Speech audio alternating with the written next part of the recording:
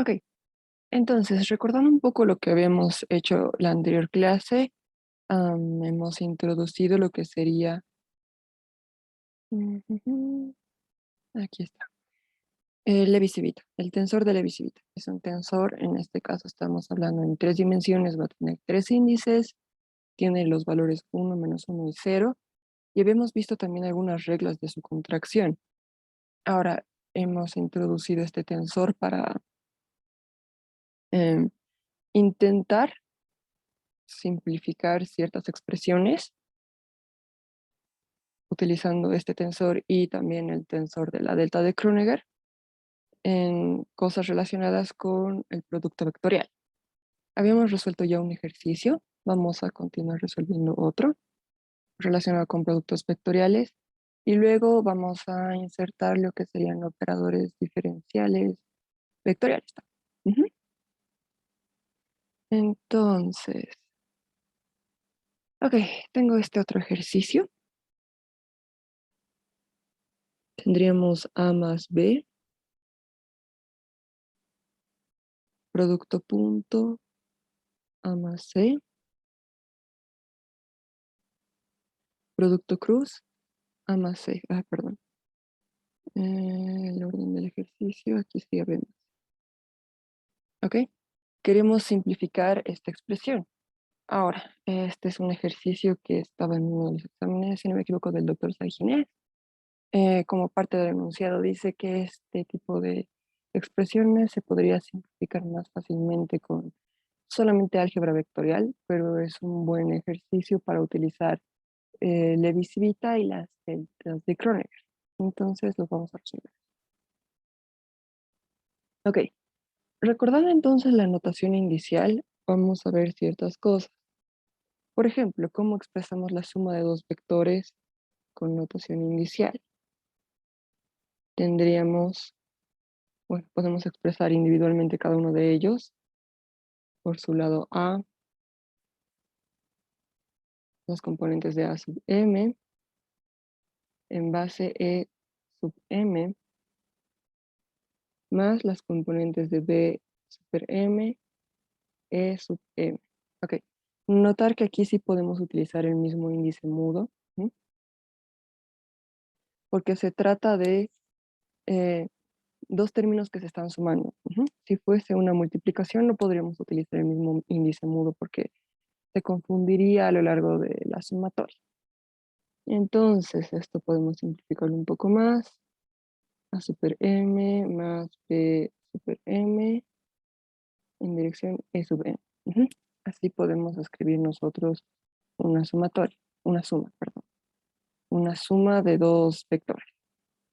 Por otro lado, podemos escribir el producto punto de dos vectores, el producto punto b, como a super m, b sub m, o también a sub m, b sub m.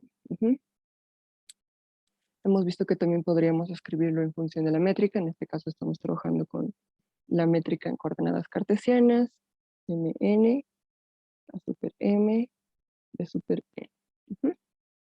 Recordemos que la métrica, en este caso es la métrica, no es la delta de Kronecker, es la métrica en coordenadas cartesianas, y nos sirve para subir o bajar índice. Ok. Por último, recordando un poco el producto cruz, podemos escribirlo utilizando Levi-Civita, que sería, bueno, escogemos tres índices, MNP,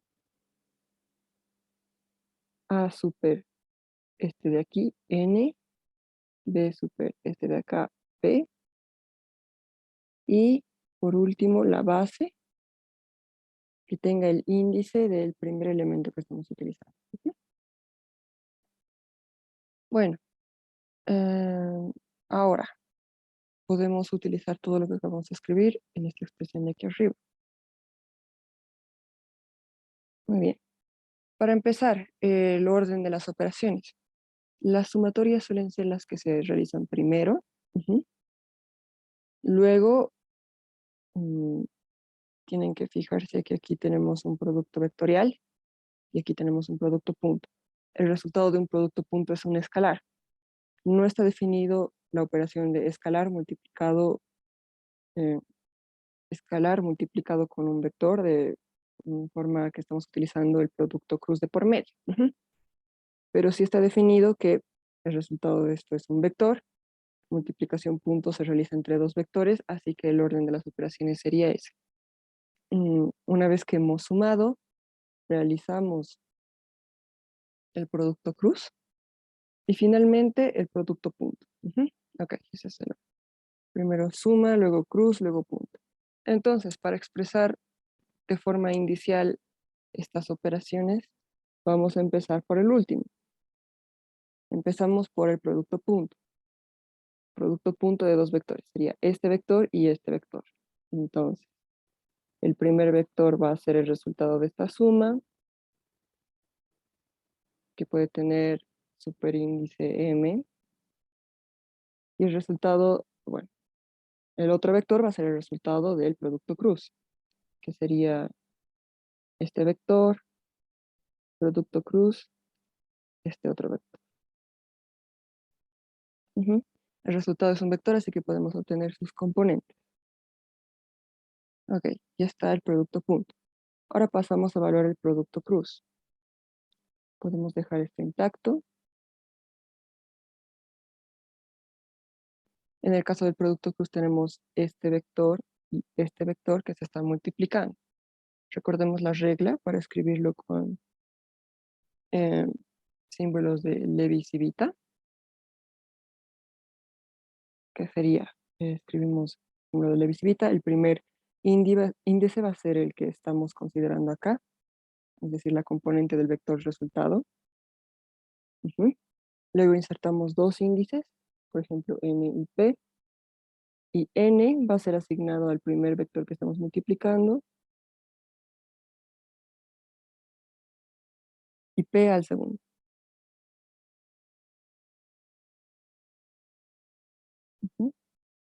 Aquí es importante tener en cuenta em,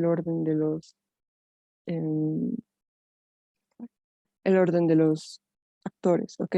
Porque no es lo mismo, ya sabemos, multiplicar A por B con producto cruz que multiplicar B por A. ¿Ok? Entonces, en ese caso, igual al asignar el orden de los índices, al utilizar Levi-Civita, tenemos que tener en cuenta el orden. Ok, siguiente paso. Una pregunta. ¿Sí? Ese B cruz C no sería B más C. Creo que. Tienes razón, este es B más C. Se me confundió.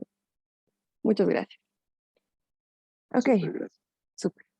Entonces, ya tenemos el producto cruz. Ahora la suma, nos toca la suma. Y simplemente tendríamos A super M más B super M. Por otro lado tendríamos EMNP,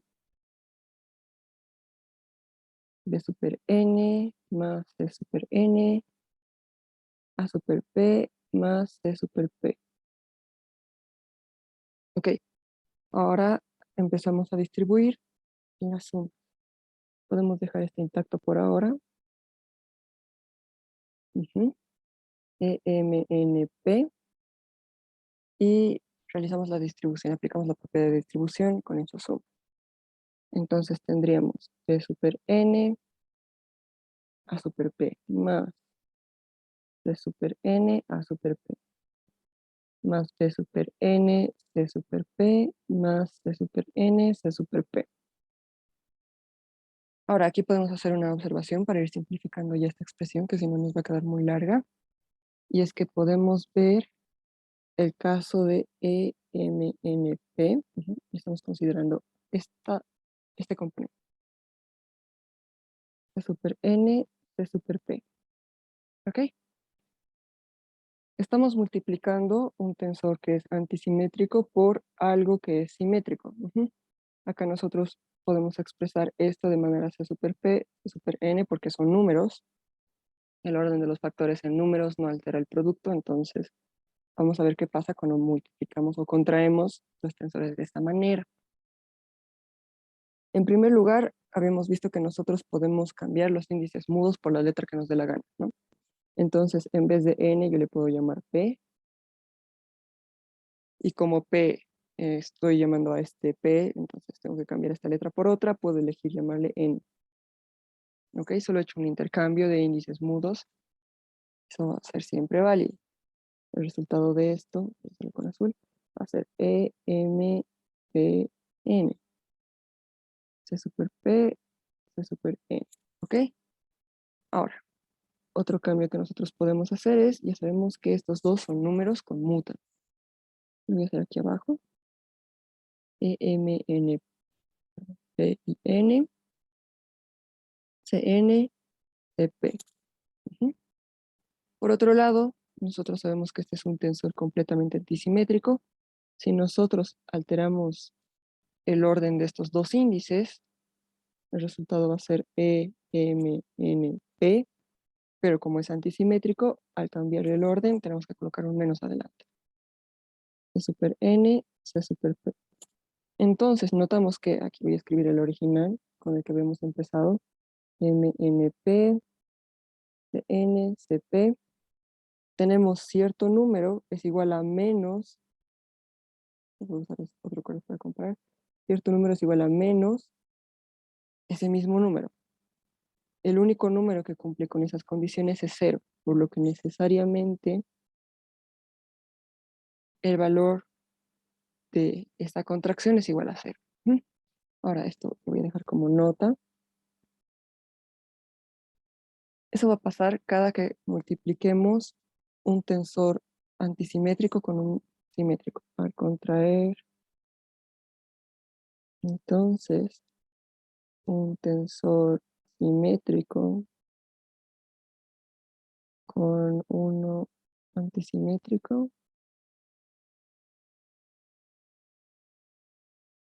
el resultado es 0.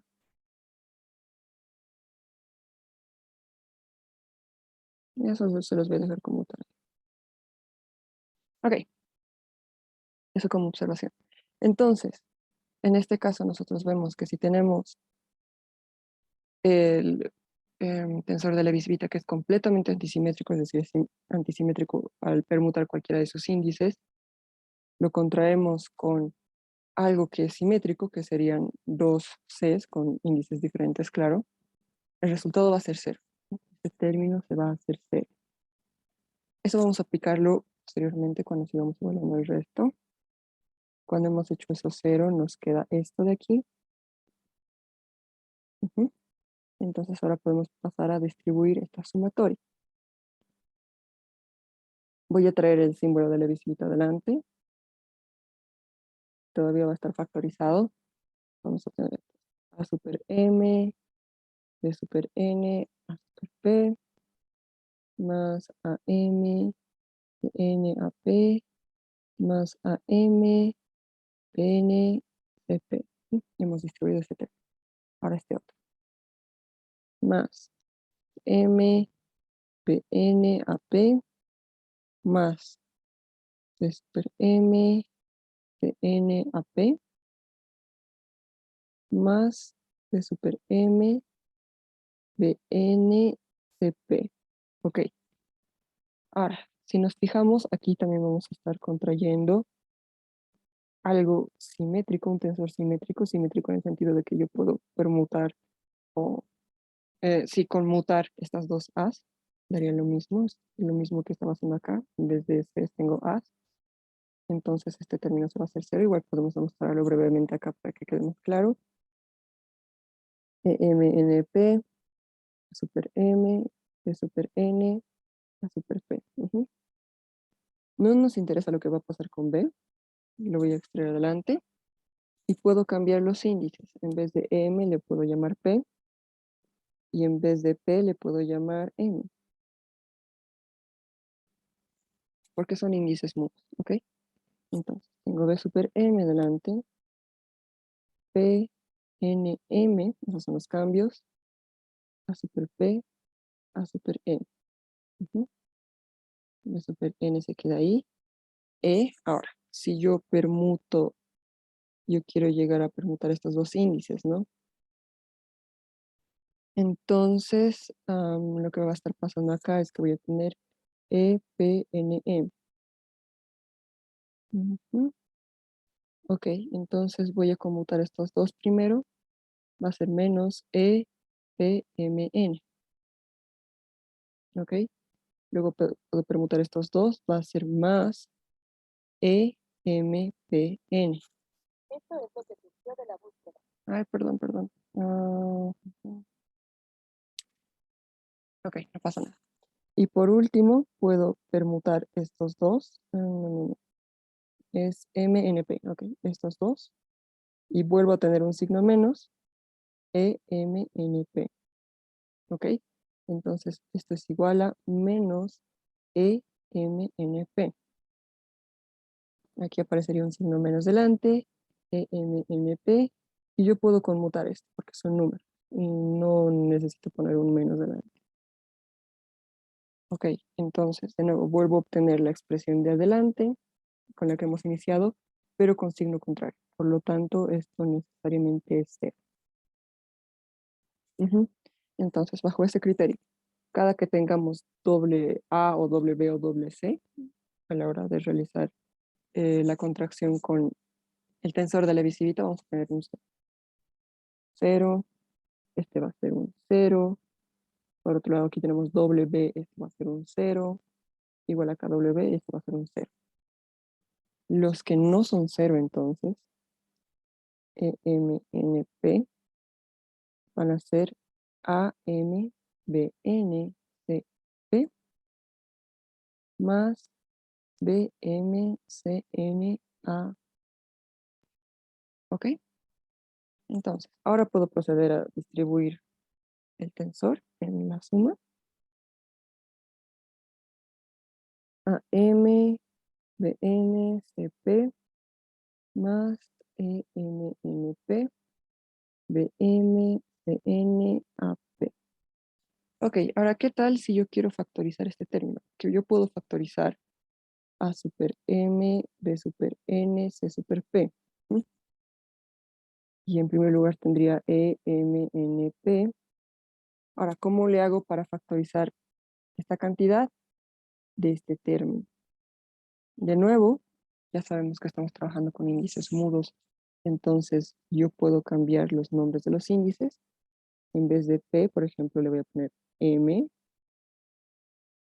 En vez de N, N aquí está, perdón, en vez de M, le voy a poner N. Y en vez de N, le voy a poner P. ¿Ok? Ahora sí voy a tener acá un AMPNCP y voy a poder factorizar este término. Entonces, más para simplificar la expresión. Y aquí voy a tener epsilon NPM. Ahora, ¿por qué estoy factorizando eso? ¿Por qué estoy haciendo cambios de ese tipo? ¿Por qué sé que me conviene? Porque luego yo puedo permutar, ¿sí?, estos índices mediante permutaciones. Conozco la regla de permutación, ya la hemos aplicado acá, por ejemplo. Entonces voy a ver cómo se va a comportar con respecto a esto. Es decir, tenemos dos opciones, ¿sí? Que esto tras realizar las permutaciones sea más EMNP o que sea menos EMNP. Entonces voy a tener que la expresión es cero o que va a ser dos veces un producto, un triple producto vectorial, creo que sí, o un triple producto escalar, no recuerdo. Un producto mixto. Producto mixto. Ok, vamos a ver eso entonces. Tenemos esas dos opciones. De nuevo, partimos de ENPM y queremos llegar a EMNP. Entonces, queremos traer M adelante. Primero hacemos una permutación acá, surge un signo negativo. ENMP. Luego queremos traer M aquí adelante, surge menos por menos más. M ya está adelante, NP. Y ya hemos logrado obtener el que tenía. Entonces resulta que la opción correcta es que eso es equivalente a más EMNP. Como estoy sumando dos veces lo mismo, voy a tener dos veces EMNP multiplicado por AM de N de P. Ahora, quiero expresar esto de manera vectorial, como lo habíamos estado haciendo anteriormente. Puedo entonces factorizar AM, sacar AM, 2 veces AM, y voy a tener EMNP. B super N, C super P, ¿no? Y aquí puedo identificar el producto vectorial. Entonces escribo 2AM y el producto vectorial indica que esto va a ser la componente sub M por el primer índice, el producto vectorial en el que primero se está multiplicando B y luego se está multiplicando C. Y luego puedo volver a identificar acá que estoy contrayendo un vector con un índice arriba, con un vector con un índice abajo, y eso resulta en un producto punto. Entonces, 2 veces A multiplicado con el resultado de C por C. ¿Ok? Ahora esa es una forma. Nosotros también podríamos haber extraído B sub n, ¿no? 2 veces B sub n, E, M, N, P, queda A, M delante, C, P después. Podemos nosotros también intercambiar estos dos índices, va a aparecer un menos 2 de n e n m p, ¿sí? A super m, c super p. Eso quiere decir que estamos primero, ay, perdón. Tenemos menos 2 de n. Ahora, esto representa un producto punto, es la componente sub n, por el primer índice. Después el segundo índice dice que A se está multiplicando primero y C se está multiplicando después. Y por último, esto va a ser menos 2 veces P producto punto A por C. ¿Ok? Esta es otra forma de escribirlo. Entonces, hay varias formas de escribir este resultado, pero todas son equivalentes. De esa manera, utilizando lo que serían las propiedades de producto, bueno, en este caso hemos utilizado las propiedades del producto vectorial relacionado con el tensor de Levi-Civita, hemos logrado reducir esta expresión. Ahora, como decía anteriormente, esto se podría hacer más fácilmente utilizando las propiedades que ya conocemos de distribución, el producto escalar, otras relaciones, habríamos llegado al mismo resultado. Pero es un buen ejercicio para practicar con índices y ha entrado en algunos de los exámenes anteriores de método. Ok, ¿hasta aquí alguna duda o pregunta o comentario?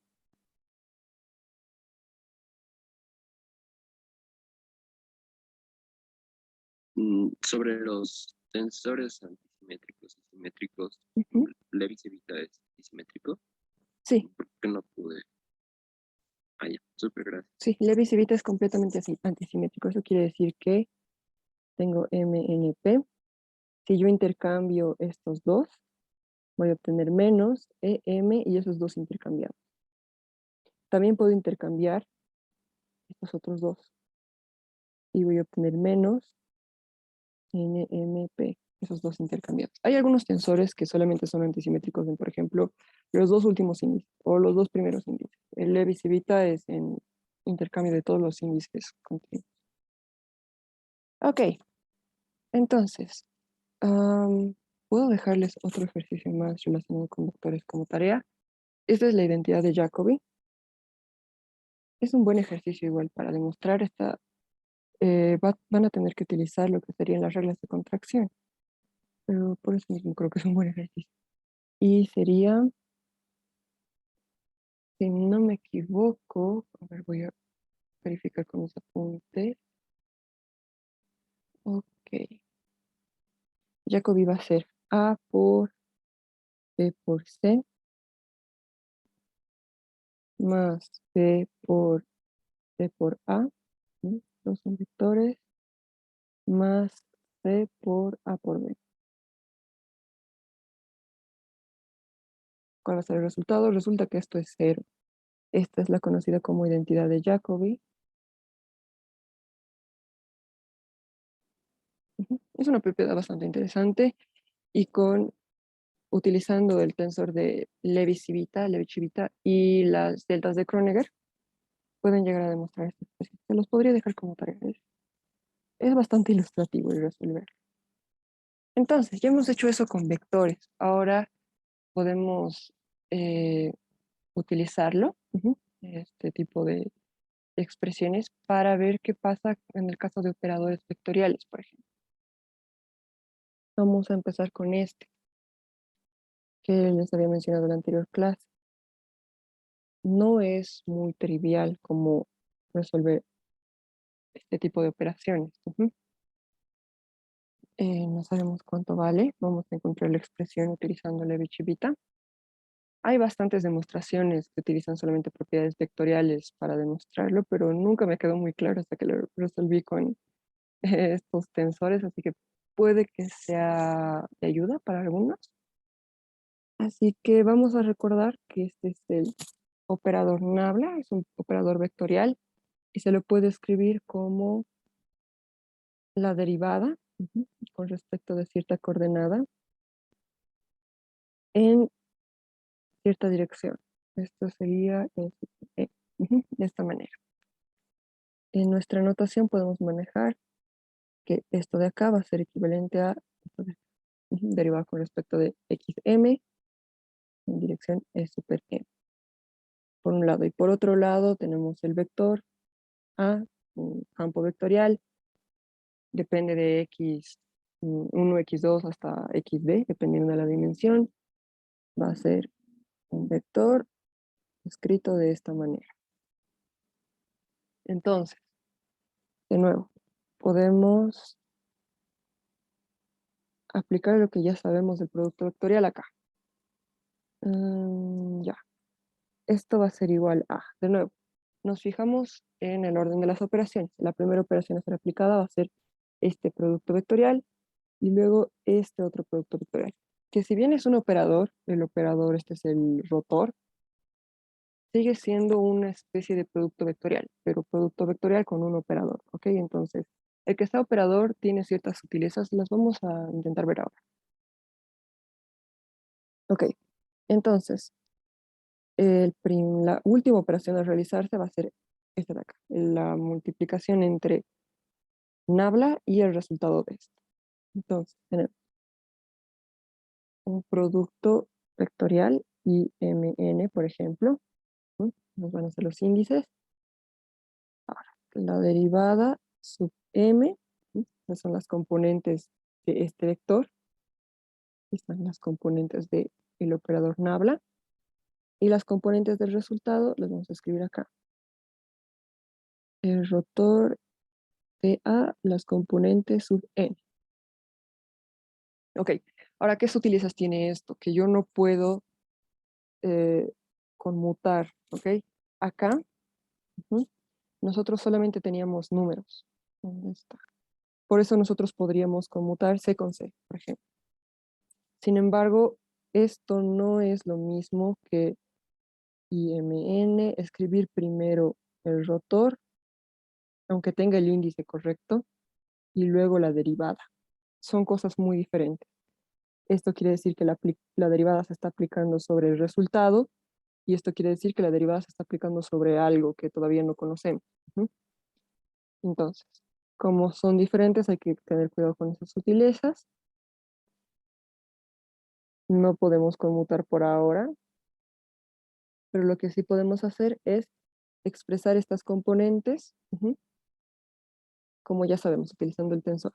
Entonces, perdón, aquí me faltaba el versor. Entonces, en teoría, sí, esta derivada se está aplicando sobre este resultado, no sobre este versor. Este versor está fuera de la derivada. Ok. Entonces, continuamos. La derivada de lo que hay aquí adentro, que sería la componente sub n del producto. Entonces aquí coloco una n, luego me invento dos letras que pueden ser a y b. Entonces tenemos la derivada con respecto de xa y la componente b del vector a. ¿Ok? Y aquí tenemos, de nuevo, esto no puedo conmutar. Es una derivada que se está aplicando sobre a. Lo que sí puedo hacer es, esto solamente son ceros y unos, por lo que lo puedo sacar de la derivada de esta derivada. Entonces vamos a tener e i m n ENAB. Y aquí voy a tener las derivadas.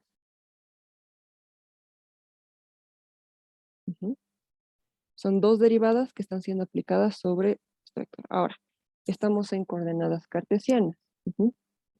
Por ahora, este vector nos está derivando. Sí. Y las derivadas son conmutables. En general, en los números reales, no importa la coordenada, creo, las derivadas son conmutables. ¿A qué me refiero con esto? Que tenemos, por ejemplo, derivada con respecto de x, derivada con respecto de y de una función.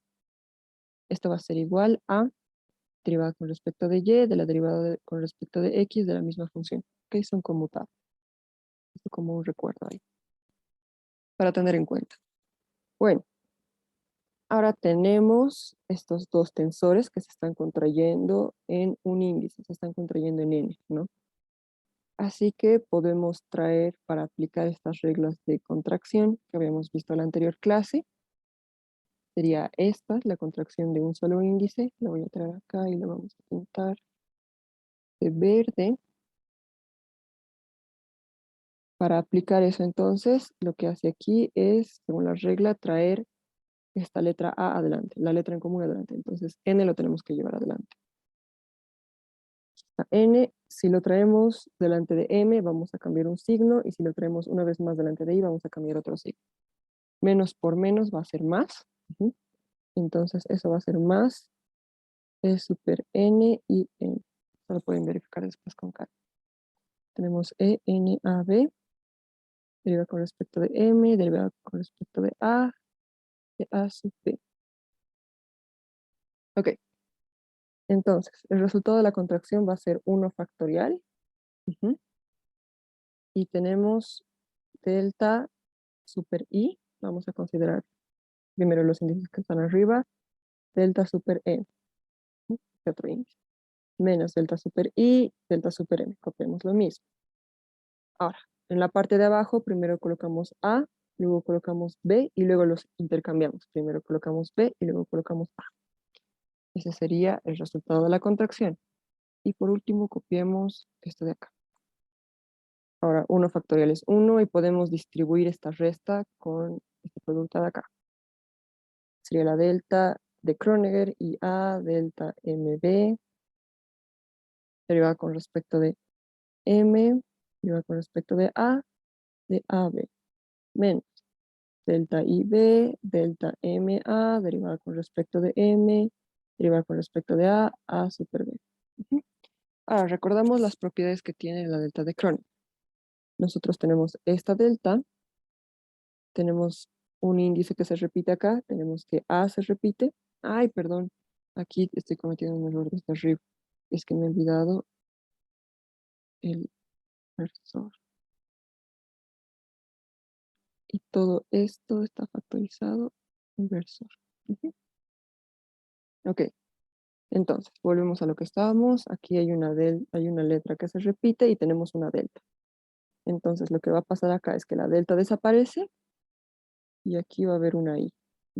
Reemplazamos por una I. Lo mismo acá, aquí hay una M que se está repitiendo. Entonces la delta desaparece y esta se va a reemplazar por una B. Tenemos entonces derivada con respecto de B, derivada con respecto de I, bueno, no de B, de XB, derivada con respecto de XI, de A super B, por un lado. Menos, por otro, igual. Identificamos acá dos índices que se repiten, entonces la delta desaparece y esto se vuelve una A. Aquí hay otros dos índices que se repiten, la delta desaparece y esto se vuelve una I. Tenemos entonces derivada con respecto de A, derivada con respecto de A super I. Y todo esto en la dirección EI. Que lo podemos distribuir, de hecho, de una vez vamos a hacer eso para identificar cosas.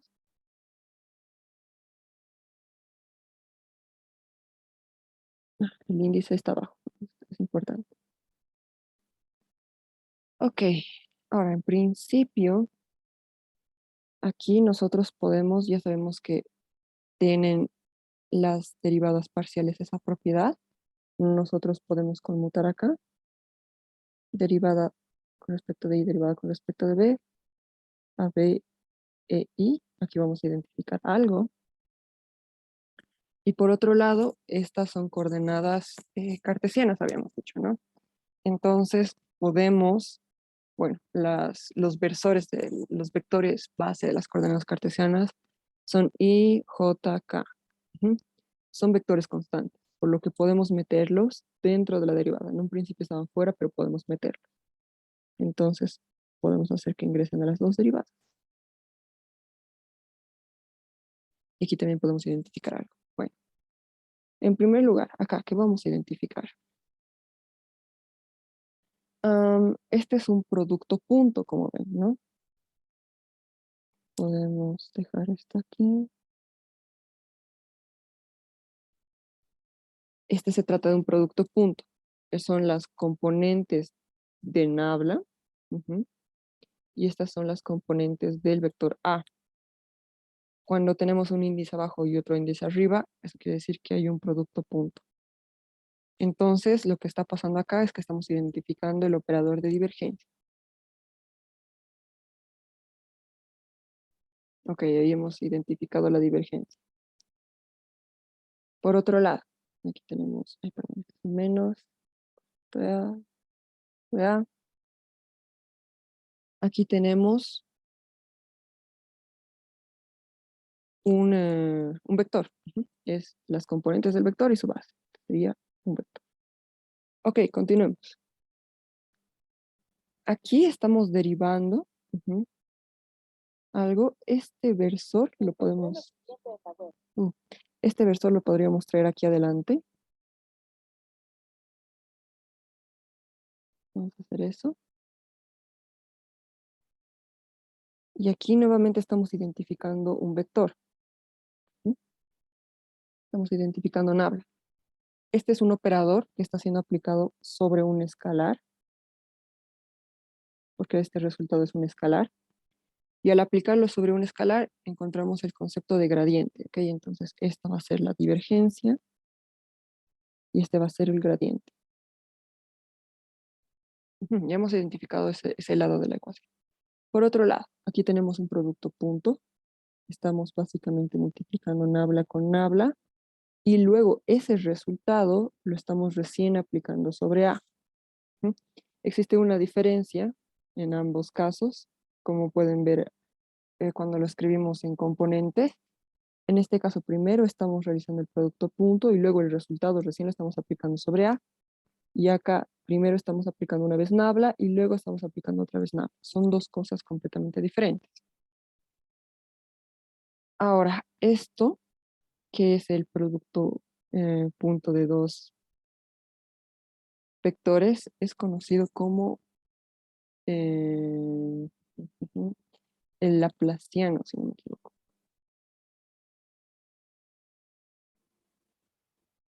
Y se denota también como esto al cuadrado.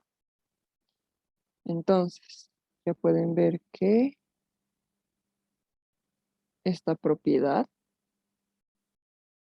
es el gradiente de la divergencia menos el laplaciano de... Ok, en un principio estas dos cosas parecerían similares, pero no lo son. Como ven, el orden de aplicación, cuando se observan las componentes, es diferente. Entonces, este sería un ejemplo utilizando eh, operadores diferenciales. ¿Hasta aquí alguna pregunta?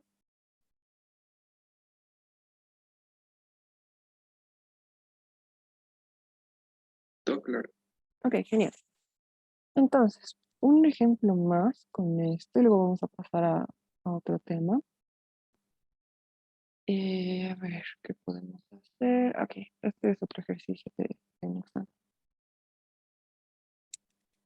Dice que tenemos un campo A que está definido de la siguiente manera. Es un vector F menos un medio R, donde R es el vector posición, multiplicado por B. Y queremos calcular el rotor de A. Ok, ahora aquí especifica ciertas cosas. F en primer lugar es 2 veces el vector posición. El vector posición es xy más yj más zk, que también podríamos escribirlo como x sub m e sub m en coordenadas cartesianas. Es el vector posición. Luego, el ejercicio también indica que b es un vector constante. Y creo que eso es lo que necesitamos para resolver el ejercicio. Entonces, de nuevo, observamos el orden de las operaciones. Primero vamos a calcular el valor de A y luego recién vamos a encontrar el rotor. Así que a la hora de expresarlo en componentes con los índices, vamos a empezar por la última operación que se va a hacer, que es el rotor. El rotor, de nuevo, es un producto vectorial IMN. Por ejemplo, tenemos las componentes de nabla, que son las derivadas parciales, y las componentes de A, que serían A sub n. Eso en dirección E sub i. Ok, ahora, las componentes de A sub n van a ser IMN, derivada con respecto de M, van a ser las componentes de todo esto, sub n. Ujú. Muy bien, vamos a copiar esto acá. Que habíamos visto que con la suma, entonces, esto es una suma básicamente de 2 vectores, tendríamos las componentes del primer vector más las componentes del segundo vector.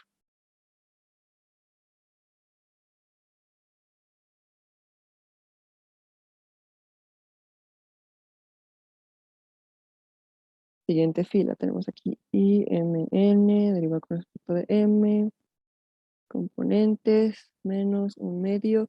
De nuevo utilizamos Levi Civita, que sería, primero viene N, luego 2 letras, A y B. Para las componentes de R eran, o las habíamos llamado X, super A. Aquí están X super M. Y las componentes de B van a ser simplemente B. Ok, aquí también podemos expresar como Fn es 2R, 2 y las componentes de R son X. Ok, ya estamos entonces todo en componentes. Esto está en dirección E sub I. Podemos pasar a distribuir la derivada. La derivada es distribuible, ¿cómo le llamamos a esto? Podemos distribuir la derivada en una suma. Entonces tendríamos la derivada del primer término, y ese 2 lo vamos a poner aquí adelante, derivada con respecto de m de x n. Y por otro lado, vamos a tener menos, vamos a sacar todos los que son constantes de este término. El menos es constante, un medio es constante, solo son unos y ceros. B también habíamos dicho que son constantes, este ya está fuera, así que todo lo que va a estar afuera va a ser ese un medio, E, I, M, N, E, N, A, B. Está fuera de la derivada, también está fuera B super B, y dentro de la derivada, con respecto de M, solamente queda XA. Ahora vamos a escribir todo esto entre paréntesis multiplicado por el vector base. Listo. Ahora aquí una observación. Por ejemplo, tenemos la derivada de m de xn. ¿Pero qué significa eso? Esta es la derivada de xn con respecto de xm. Entonces, esto está relacionado con una delta de Kronecker, básicamente.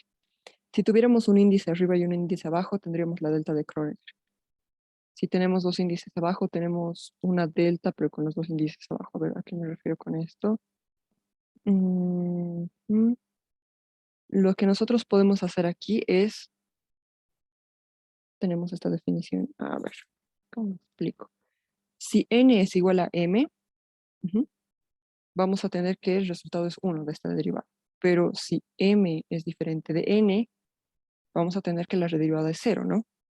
Porque, bueno, x, y, z son componentes, son coordenadas independientes. Entonces, lo que está relacionado con esos unos y ceros son la delta de Kronecker, todas estas deltas que habíamos definido. La delta de Kronecker tiene un índice arriba y un índice abajo. La métrica tiene un índice, tiene los dos índices abajo, los dos índices arriba, pero todas estas son deltas y representan lo mismo, que cuando m es diferente de n, vamos a tener 0, y cuando m es igual a n, vamos a tener 1. Entonces, el resultado va a ser una delta. Ahora, ¿dónde van a estar los índices? En un lado de la ecuación tenemos los dos índices abajo, por lo que en el otro también tenemos que respetar eso y tenemos que tener los dos índices abajo. Ok. Sin embargo, nosotros podemos utilizar la métrica, como habíamos visto antes, para subir un índice y tener una delta de Kronecker. No sé si eso nos vaya a ayudar. No, lo vamos a dejar así hasta ahora. Tenemos entonces la métrica. El resultado de esta operación es la métrica. Igual aquí, vamos a tener la métrica. Aquí la misma idea, pero como tenemos un índice arriba y un índice abajo, vamos a tener la delta de Kronecker. Aquí A y aquí M. Ok. Entonces, 2 veces E I M N, la delta M N menos 1/2 E I M N E N A B. B, aquí la delta. La derivada ha desaparecido y nos queda la delta.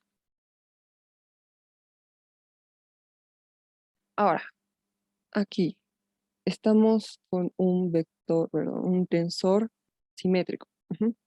Y aquí tenemos un tensor completamente antisimétrico. Lo importante, está antisimétrico en estos dos índices. Entonces, si hacen un cálculo similar al que hemos hecho anteriormente, esto va a ser igual a 0. Se los voy a dejar de tarea. Ya, por otro lado, esto también lo pueden ver como que... a ver, vamos a intentar desarrollarlo de otra forma. Esto solamente va a ser 0, o sea, vamos a poner valores. Por ejemplo, aquí 1, 2. Aquí digamos que no vamos a poner valores acá. Esto solo va a ser 0 si... Esto solo va a ser 1, perdón, si m es igual a n, por un lado. Si m es igual a n, entonces esto va a ser 1. Si no, va a ser 0. Pero esto solamente va a ser diferente de 0 si todos los índices son iguales. Si tenemos que m es igual a n, esto va a ser 0. Entonces, si m es igual a n, este va a ser 0. Si m es distinto de n, este va a ser 0. Sean los valores que tomen, la operación va a ser 0. Pero bueno, se los dejo igual de tarea para que vean este otro punto de vista. Y continuamos acá. Estamos con que aquí tenemos una delta de Kronecker. Lo que hace la delta de Kronecker es identificamos dónde está la sumatoria, por ejemplo acá. Aquí hay dos A's. La delta desaparece y esta A se vuelve en una M. Entonces, vamos a tener menos 1/2 E I M N E N M B B super B en dirección E sub I. Ahora, podemos hacer la segunda regla de contracción, que aquí está una de las otras reglas de contracción, cuando estamos contrayendo dos índices.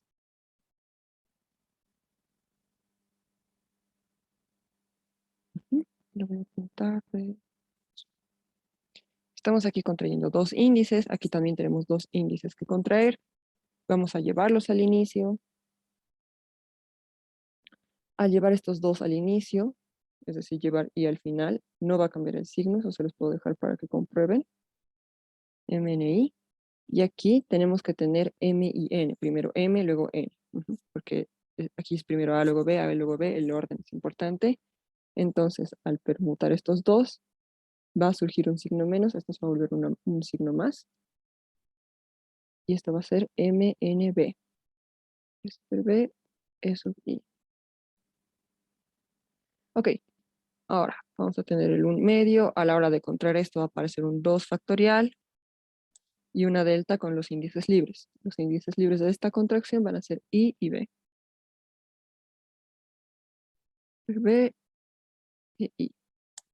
Ahora, tenemos dos cosas acá. Primero, este 2 se va a simplificar con 2 factorial, que 2 factorial es 2.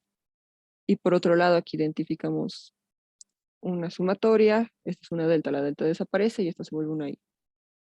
Entonces, B super I acompañado de una base es un vector, es el vector B.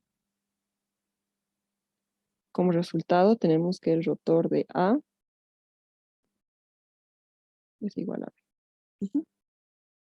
Ok, este ya es otro tipo de ejercicios. Hay varias formas de resolver este ejercicio. De hecho, este es utilizando por índices. ¿Hasta aquí alguna duda, pregunta?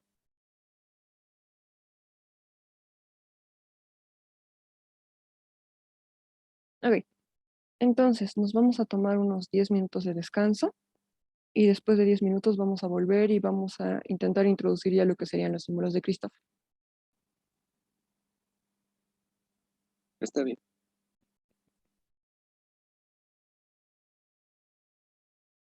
Continuar.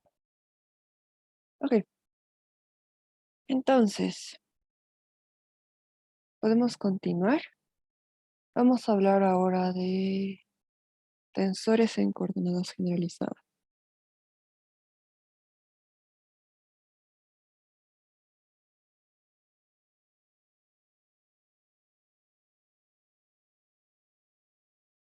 Bueno,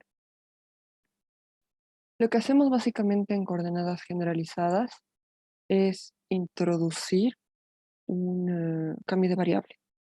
Tenemos, por ejemplo, X, que van a ser o van a representar las coordenadas en coordenadas cartesianas, que vendrían a ser X, Y, Z. Vamos a simbolizarlos con una M y pueden escribirse en función de ciertas variables, como 1, 2 y 3, dependiendo de la dimensión.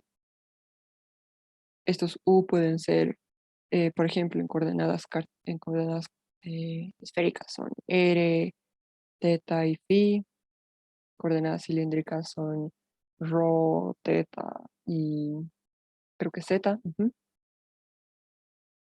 Entonces, básicamente es la idea, es un cambio de variable. ¿Mm? ¿Qué pasa? Que cuando nosotros introducimos este cambio de variable, también tenemos que definir una nueva base. Y como nosotros definíamos la base, era considerando el vector posición. El vector posición, entonces en coordenadas cartesianas va a ser xm e sub m. ¿Ok? Ahora, para diferenciar un poco, es algo que he visto que hacen algunos textos y algunos docentes, de coordenadas cartesianas a coordenadas curvilíneas, nosotros vamos a cambiarle las letras. Antes de insertar la base vamos a hacer eso. A los índices vamos a utilizar letras del alfabeto, por ejemplo, M, N y P, para representar coordenadas cartesianas. Y vamos a utilizar letras del alfabeto griego como alfa, beta, gamma, para representar coordenadas curvilíneas. Ok, entonces esa va a ser nuestra notación por ahora. Entonces, a partir de esta base en coordenadas cartesianas, nosotros tenemos que definir una base en coordenadas curvilíneas. Así que la base en coordenadas curvilíneas va a ser E sub alfa. Se define a partir del vector posición, como habíamos dicho. Derivada con respecto de R de las componentes U. Estas están en coordenadas cartesianas de alfa. Igual vamos a hacer una distinción. Coordenadas cartesianas van a estar representadas por X y coordenadas curvilíneas van a estar representadas por U. U super letra del alfabeto normal que conocemos y U super letra griega. Ok, entonces, ¿qué pasa? Que habíamos visto que R lo podemos escribir como XM, E sub M. Entonces, estos vectores E sub alfa también tienen componentes mm, también lo podemos escribir en componentes, no sabría cómo decirlo. Tienen un índice griego y un índice que representa las componentes cartesianas, de esta manera. R lo podemos escribir de esa forma, entonces tendremos las derivadas de xm con respecto de u alfa en dirección de em. No estamos aplicando la derivada en los vectores e sub m porque estamos en coordenadas cartesianas y en las coordenadas cartesianas estos vectores son constantes, ¿ok?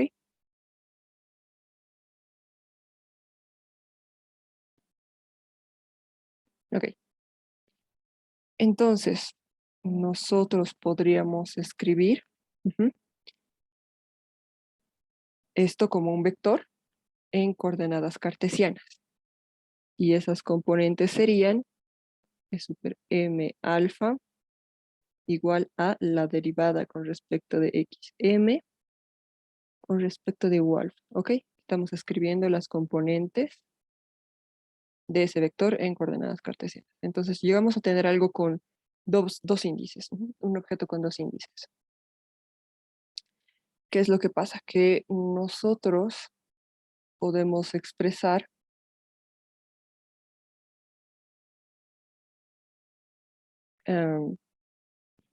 esta antigua base como, ahora utilizando esta nueva notación, em alfa multiplicado por EE. ¿Ok? Entonces, esto viene a representar una matriz de transformación.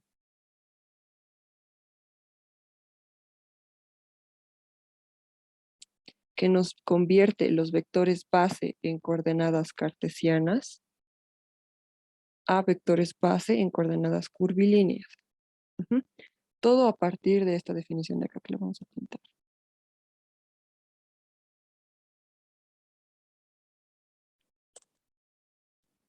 Con esa definición, nosotros podemos escribir estas componentes en términos de los vectores base cartesianos.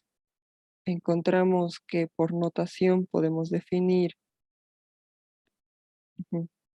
las componentes de los vectores bases de esta forma y resulta que parece jugar el rol de una matriz de transformación, ¿ok?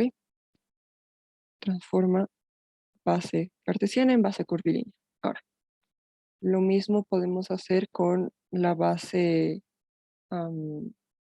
dual. Con la base dual, entonces, solamente lo voy a escribir acá, vamos a tener E super alfa, va a ser igual a E alfa m, en dirección de m, donde E alfa m va a ser la derivada de U alfa con respecto de xn. Ok, entonces tenemos hasta ahora dos matrices de transformación. Esta, en este caso, vendría a representar, con todo lo que hemos mencionado antes, la matriz de transformación inversa. Por eso es que algunos libros suelen manejar o intercambiar esta letra por una E, tal vez, alfa M, otro tipo de E. Sin embargo, a veces se suele confundir con el tensor de Levi-Civita, pero es diferente, para representar que esta sería una matriz de transformación directa y esta una matriz de transformación inversa. Otros se suelen guiar por lo que ya habíamos establecido con los índices, ¿no? Que existe una diferencia entre índices, uno siendo los cartesianos y estos siendo los curvilinos. Entonces, si tiene el cartesiano arriba es la matriz de transformación directa, si tiene el cartesiano abajo es la matriz de transformación inversa. Podríamos ver qué tal nos va utilizando esta otra letra para diferenciar, porque en un futuro no solamente vamos a transformar de coordenadas cartesianas a coordenadas curvilíneas, ¿no? Vamos a transformar de coordenadas curvilíneas a otras coordenadas curvilíneas. Entonces, creo que nos convendría manejar esa notación. Entonces, tenemos ya una matriz de transformación inversa y una directa. Ok, ahora, ¿qué pasa con las componentes de los vectores? Por ejemplo, tenemos el vector A, que lo podemos escribir como A sub, A sub alfa, E sub alfa, en coordenadas cartesianas. Antes, perdón. Si bien nosotros podemos transformar de coordenadas curvilíneas a cartesianas de esta manera, no es difícil demostrar que vamos a poder transformar de coordenadas cartesianas, estamos transformando de coordenadas cartesianas a curvilíneas con esta ecuación. Si nosotros empezamos de coordenadas curvilíneas, podemos llegar a coordenadas cartesianas utilizando la matriz inversa. Sería básicamente como despejar esto de acá. Ok, no es difícil demostrar esto. Entonces aquí tenemos coordenadas curvilíneas y obtenemos las cartesianas mediante esa transformación. Ok, ahora sí podemos partir de un vector, lo podemos escribir en coordenadas cartesianas o en coordenadas curvilíneas y representan lo mismo, representan el mismo vector. No hay una base de preferencia. Sin embargo, utilizando, yo qué sé, vamos a decir, no sé qué nos conviene. Déjenme hacer un cierto cálculo rápido. Ok. Utilizando, bueno, podemos partir de acá y utilizando esta ecuación de aquí, estrella le voy a llamar. Utilizando estrella, nosotros podemos escribir esto se copia igual que los vectores en coordenadas cartesianas se pueden escribir con la matriz de transformación inversa. Y ahí aparece la base en coordenadas curvilíneas. Ahora, como existe esta igualdad, que la voy a copiar aquí de hecho, como existe esta igualdad, entonces tenemos aquí las bases, son bases ortogonales, no necesariamente. Vamos a trabajar, por ejemplo, son bases ortogonales, creo que sí podría funcionar, ok. Nos podríamos limitar a eso. Entonces, esta componente de acá tiene que ser igual a esta componente de acá.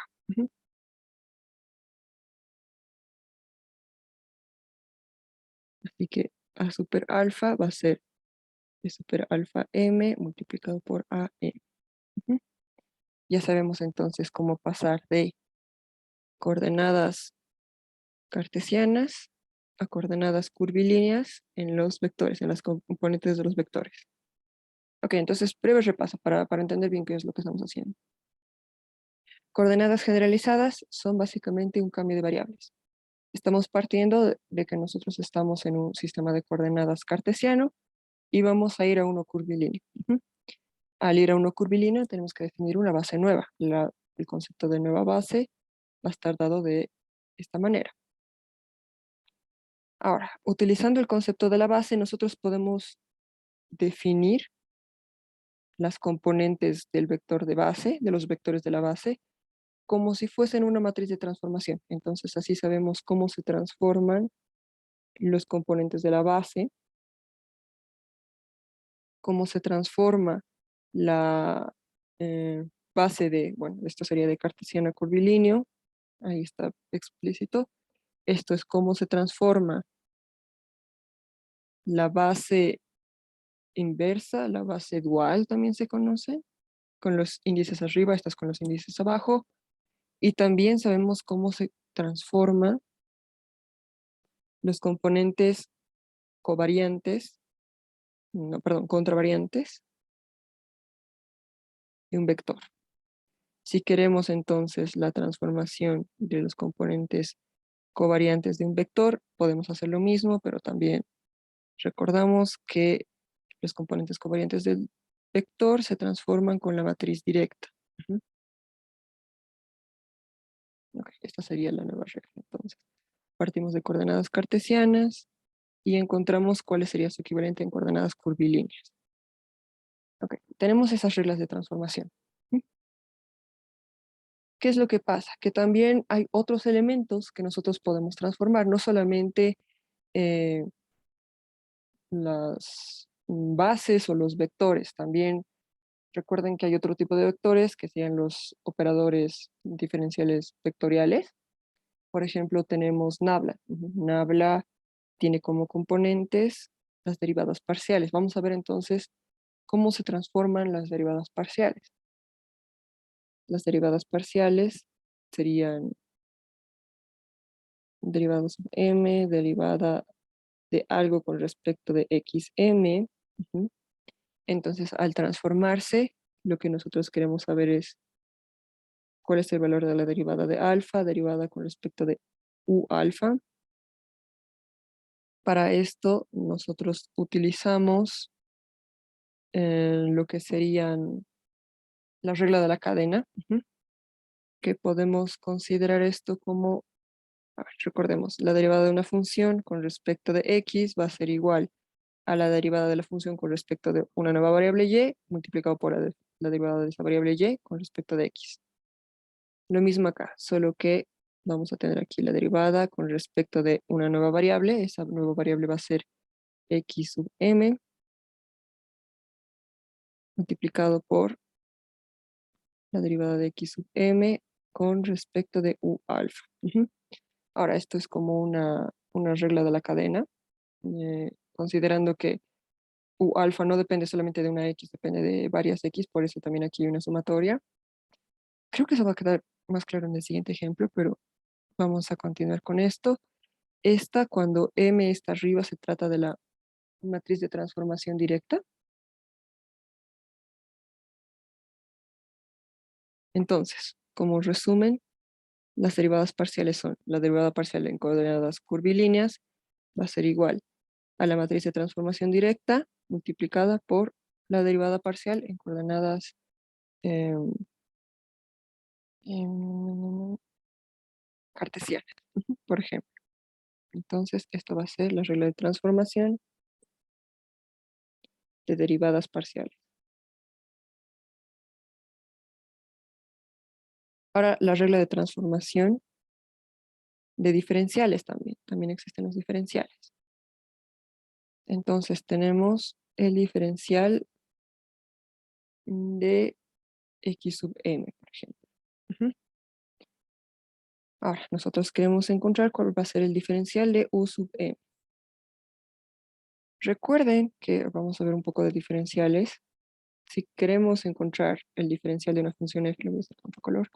Tenemos una función f que depende de x y y, por ejemplo. Entonces, el diferencial de esta función f va a ser igual a la derivada parcial de f con respecto de x en dirección, bueno, acompañado del diferencial de x, más la derivada parcial de f con respecto de y, acompañado de el diferencial de y. Esto podemos escribirlo de otra manera, que sería la derivada de f con respecto de xm en dirección xm. ¿Ok? Vamos a aplicar esta regla de una manera similar. Como tenemos aquí un sistema de ecuaciones que surgen del cambio de variable y todos los x los podemos escribir en función de todos los u's, también podemos hacer lo contrario. Cada variable u la podemos escribir en función de las coordenadas cartesianas. Entonces, u sub alfa puede escribirse como una función de x sub 1, x sub 2, etc. Entonces, aplicando esta misma regla, encontramos que sería la derivada de nuestra función, que es u sub alfa, con respecto de xm, acompañado del diferencial xm. Aquí hay una sumatoria, entonces vamos a tener algo similar a lo que está en verde. Ok. Ahora aquí podemos identificar la transformada inversa, la matriz de transformación inversa. Por lo tanto, vamos a resaltar esto con un color también. Eso es cómo se transforman las derivadas parciales. ¿Cómo se transformaría un diferencial? Es en coordenadas cartesianas va a ser igual a la matriz de transformación multiplicado por el diferencial en coordenadas cartesianas, perdón, en coordenadas curvilíneas es el resultado y partimos de las coordenadas cartesianas, ¿sí? Como en los anteriores casos. Ok, entonces, la lección de esto era que podemos encontrar reglas de transformación a partir de otras reglas de transformación ya establecidas. En este caso teníamos ya establecidas cómo se transforma la base. Entonces encontramos así cómo se transforma la base dual y también las componentes del vector, tanto las componentes contravariantes como las componentes covariantes. Y también podemos encontrar, a partir de la definición que nosotros tenemos de la matriz de transformación, cómo se transforman las derivadas parciales y los diferenciales, ¿ok? Utilizando la regla de la cadena en ambos casos. Bueno, hasta ahora hemos visto un poco de reglas de transformación, pero ¿qué pasa? Y es que si, por ejemplo, o sea, podemos decir, este vector se transforma como un tensor, ¿ok? Es un tensor. Esto, las coordenadas, las derivadas parciales se transforman como un tensor. Los diferenciales también se transforman como un tensor. Sin embargo, ¿qué pasa si nosotros encontramos el, no sé cuál de los dos hacer, la verdad? Vamos a encontrar la derivada parcial de un vector. ¿Qué pasa si tenemos la derivada parcial de un vector? Ok. Al transformarlo, estos se van a convertir en índices. No, vamos a partir de acá.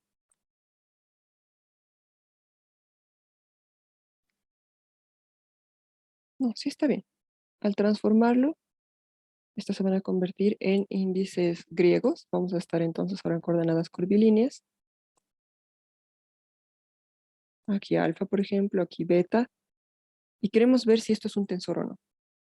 Entonces, la derivada parcial se transforma de cierta forma. Va a ser igual a la matriz de transformación inversa, no, directa, perdón.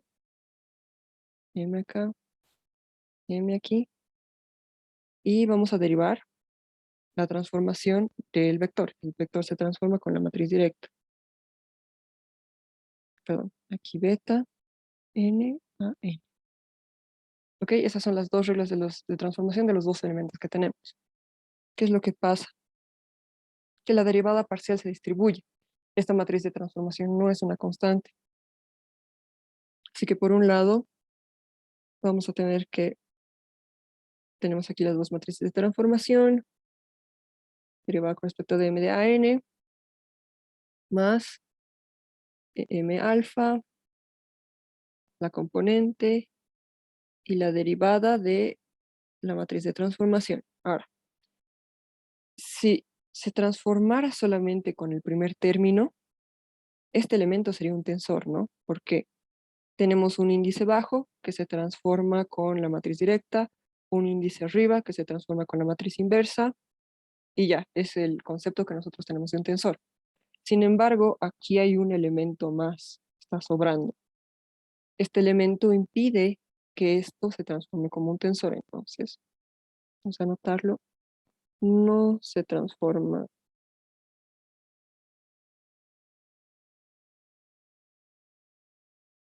como un tensor.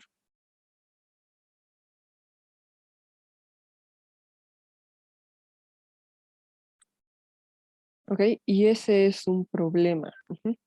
Nosotros aquí ahora vamos a insertar, vamos a tener que definir una nueva operación, Es la conocida como derivada covariante, que contiene una derivada, ¿ok?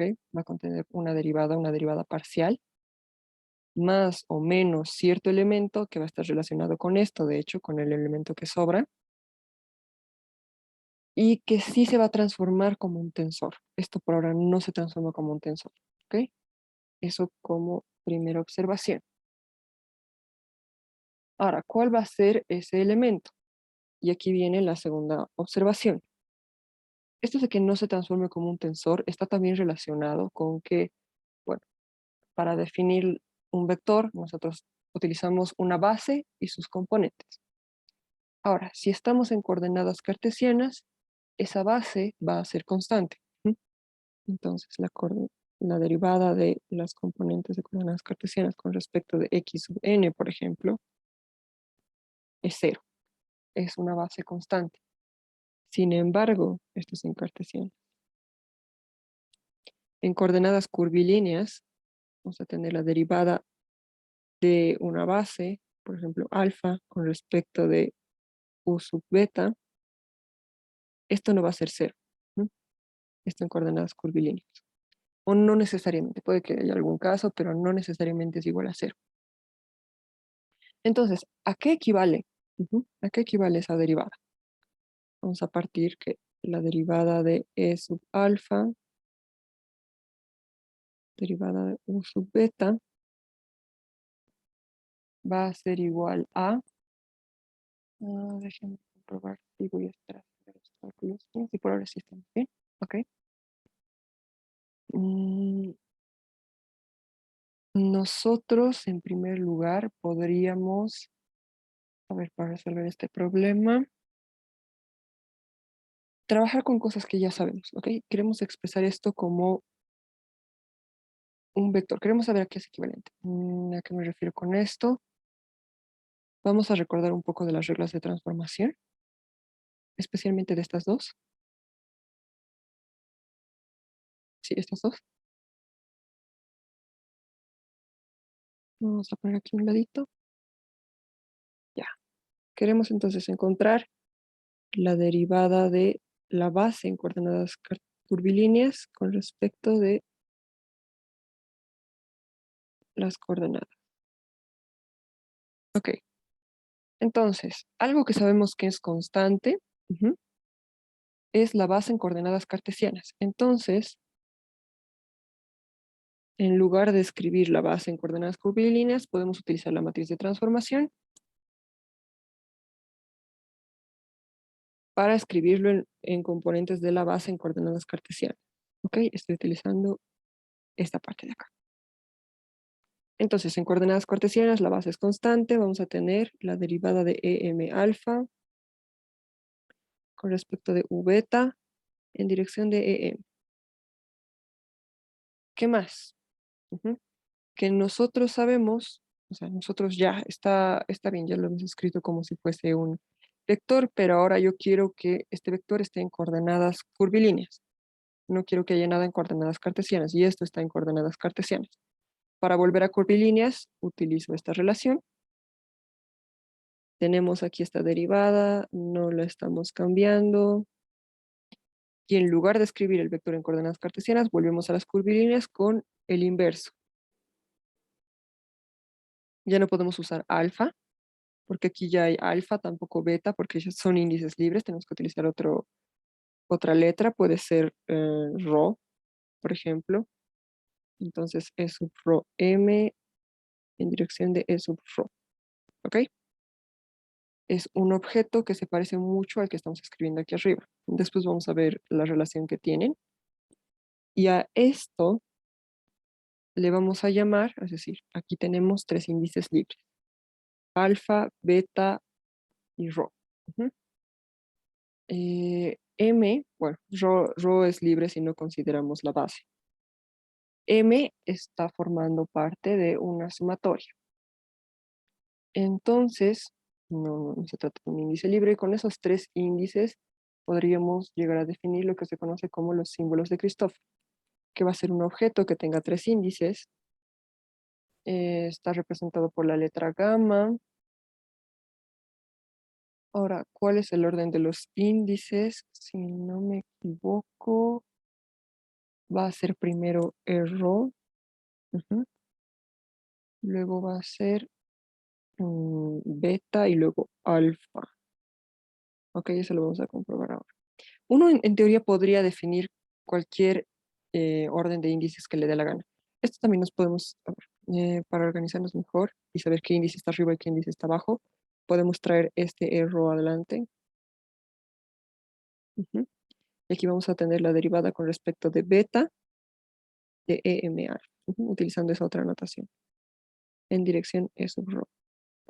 Ahora sí queda más claro el orden de índices para definir nosotros los símbolos de Christoffel, que sería arriba va a estar rho, abajo va a estar beta y luego va a estar alfa, en ese orden. Una vez que nosotros ya definimos un tensor con un cierto orden de, a ver, ¿cómo explico bien esto? Podríamos nosotros haber definido gamma de esta otra forma, alfa, beta y rho, ¿ok? Pero nosotros tenemos que saber bien a qué está correspondiendo. Voy a saltar esa discusión para otro momento. Por ahora estamos escogiendo ese orden de los índices. Rho va a ir arriba y va a ir primero, luego va a venir beta y luego va a venir alfa. Esa va a ser la definición de los símbolos de Christoph en dirección rho. Entonces, vamos a escribirlo aquí en un recuadrito. Podemos utilizar otras letras también, alfa, beta y gamma, por ejemplo. Va a ser escrito como E alfa, un cierto índice mudo, la derivada con respecto de beta, otro índice mudo y el último que queda es gamma. ¿Ok? Están definidos de esta manera. ¿Mm?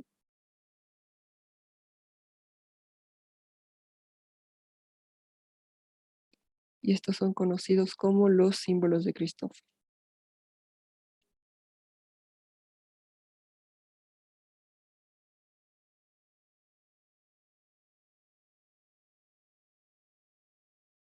Creo que es con doble.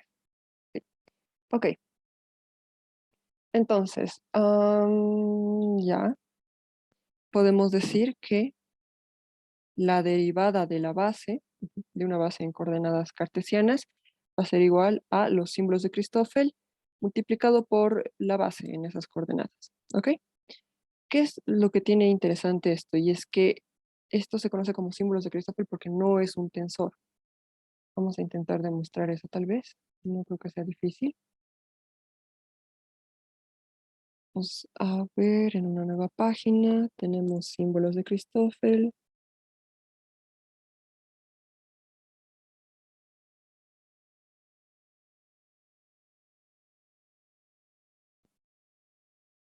Tenemos esta es nuestra definición.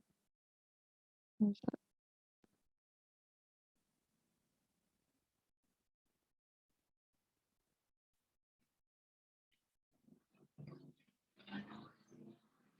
Y vamos a ver que en primer lugar no es un tensor.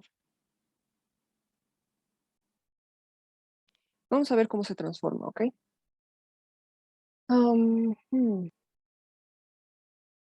Ahora, ¿cómo podríamos ver eso de manera sencilla?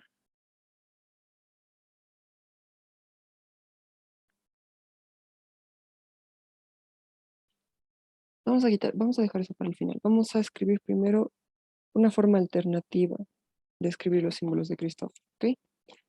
Y es que podemos recordar de las matrices de transformación que más que matrices de transformación son las componentes de los vectores base, bueno, son ambos, están definidas de esta manera, ¿ok?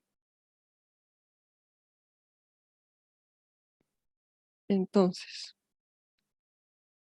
en primer lugar, podemos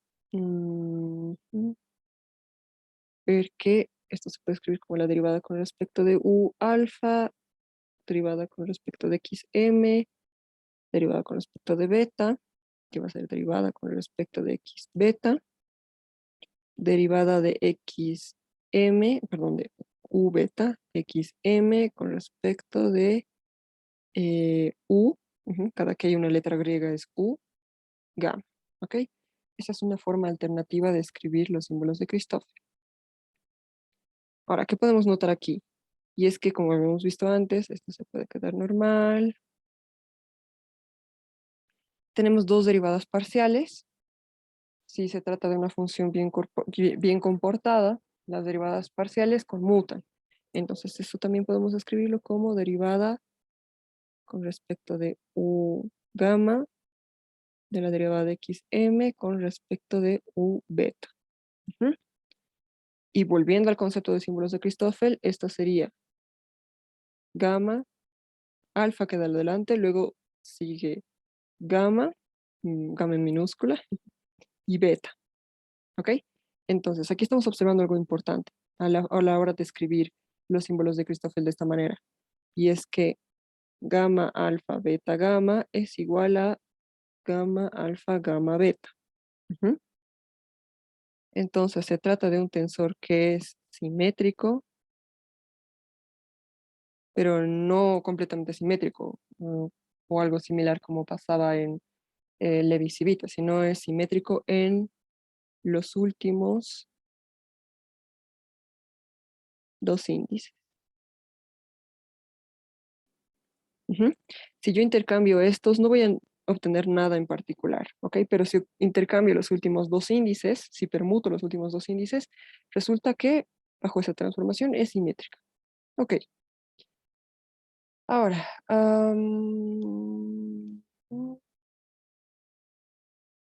sí, yo creo que podemos ver cómo se transforma.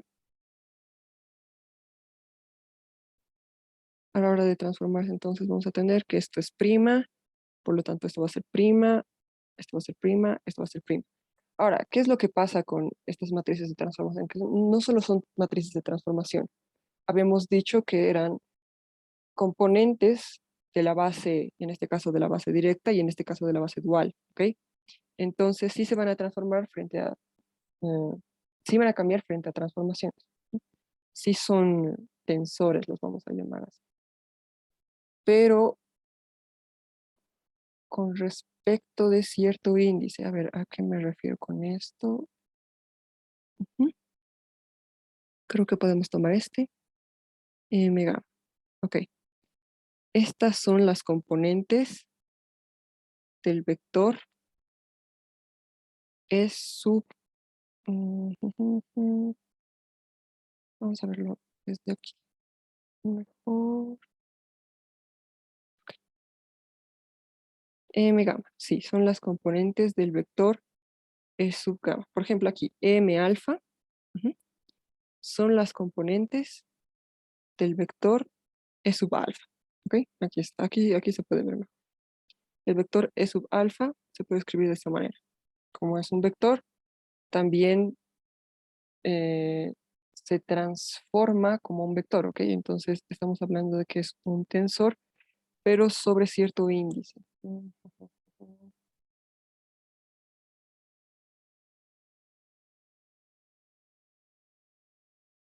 Vamos a ponerlo así. Aquí tenemos nuestra definición, ¿ok? Estas son las componentes de este vector. Hagan como si fuese... mm,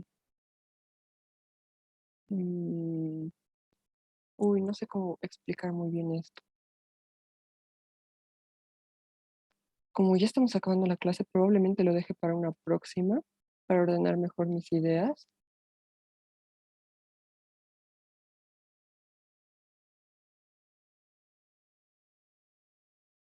Ujú. Sí, creo que voy a tener que hacer eso.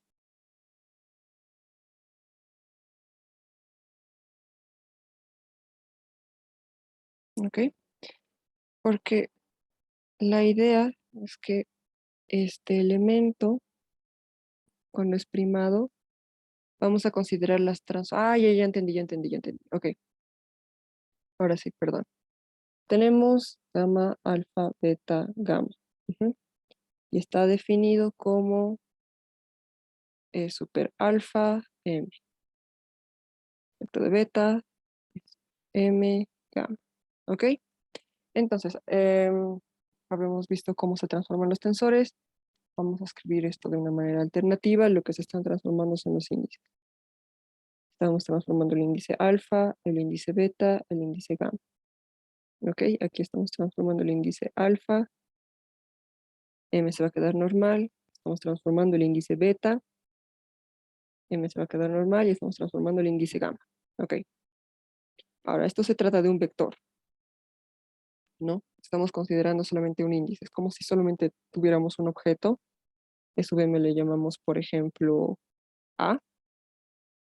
Y tiene un índice, tiene un solo índice. Entonces estamos considerando ese tipo de transformaciones, ¿ok? Es una forma alternativa a la que no quería entrar, pero no se me ocurre otra forma de explicar lo que voy a hacer ahora, pero es esa. Si se me ocurre para la próxima clase se los muestro y tal vez quede más claro. Entonces, estamos transformando un vector, solamente estamos transformando un índice, como es un índice que está arriba, se transforma con la inversa. Ujú. Alfa y el índice sin transformar. Ahora, beta está abajo, se transforma con una matriz directa. Beta está abajo, beta sin transformar. Ahora, ¿qué es lo que pasa? Aquí tenemos que colocar alfa m, derivada con respecto de beta, y entre paréntesis recién podemos colocar cómo se transforma el índice gamma. ¿Eso por qué? Porque tenemos que respetar que este elemento se encuentra dentro de una derivada. Entonces, como se encuentra dentro de una derivada, se va a transformar como una componente covariante, con la matriz directa. M gamma. Ok. Esas son las reglas de transformación que nosotros ya conocemos para los índices que estamos manejando acá. Podemos continuar señalando que mm, aquí tenemos la menos 1, alfa, alfa, lambda, beta, beta, ok. Y bueno, vamos a distribuir la derivada. Primero vamos a derivar este y luego vamos a derivar este.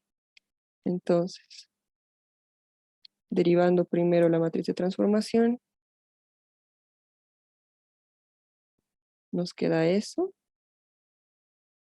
más, vamos a copiar todo lo que estaba antes, y ahora derivamos, o sea, la matriz de transformación sale,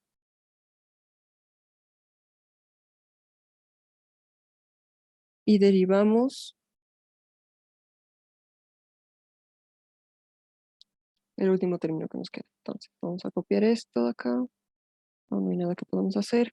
Aquí lo que podemos hacer es, lo vamos a pintar en vez de estar escribiendo de nuevo. ¿Ok? Aquí tenemos una matriz de transformación inversa que afecta a este índice. Una matriz de transformación directa que afecta a este otro índice. Y una matriz de transformación directa, directa que afecta a este otro índice. ¿Ok? Entonces, sí creo que sí vamos a necesitar copiarlo. Podemos escribir primero todas las matrices de transformación y los elementos pintados en negro. Recordamos cuál es la definición de gamma. Resulta que esto es gamma, alfa, beta, gamma minúscula. ¿Ok? Es lo que quería resaltar. ¿Qué hemos hecho entonces?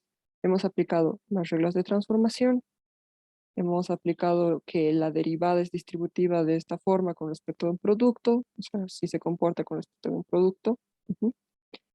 Aquí tenemos por un lado la derivada de la matriz de transformación y por otro lado este término. Si solo existiese este término que está con colores,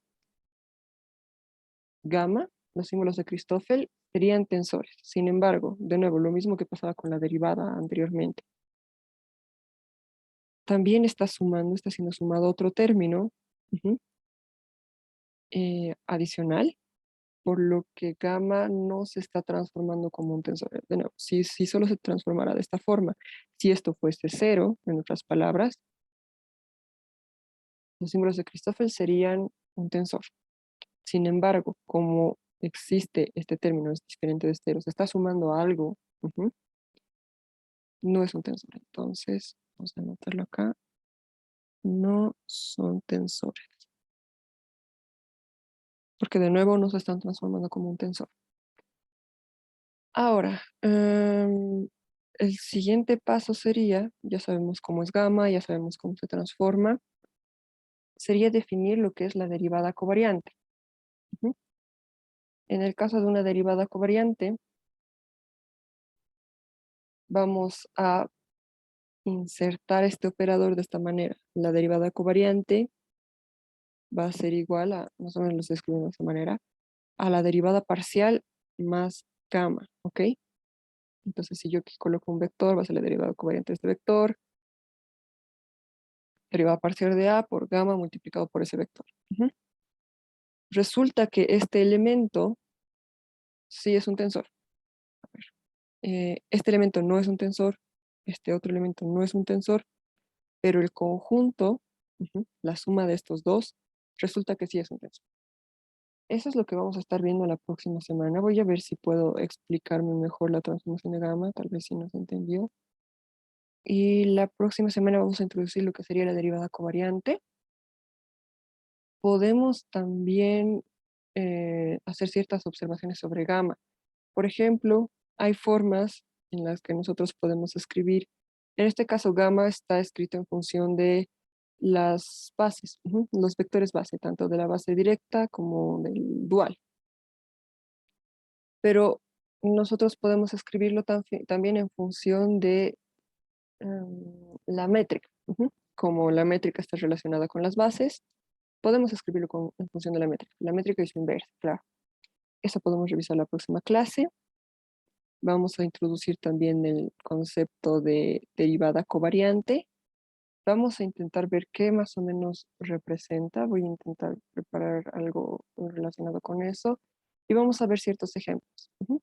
Ciertos ejemplos de cómo podemos, cómo calculamos, cuál es el valor de la derivada, perdón, de los símbolos de Christoffel en, por ejemplo, coordenadas cartesianas o coordenadas esféricas.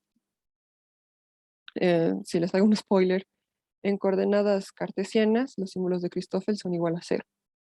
En coordenadas esféricas son diferentes de cero. ¿Qué pasa? Que si un tensor es igual a cero en un sistema de coordenadas, tiene que ser cero en todos los sistemas de coordenadas. No importa qué cambio le hagamos, qué transformación le hagamos, tendría que ser cero. Este, de nuevo, no es un tensor, por lo que si bien sí es cero en el sistema de coordenadas cartesianos, si lo calculamos en otro sistema de coordenadas, va a ser diferente de cero. Creo que eso es lo que vamos a ver hasta ahora por hoy. ¿Hay alguna pregunta quizá?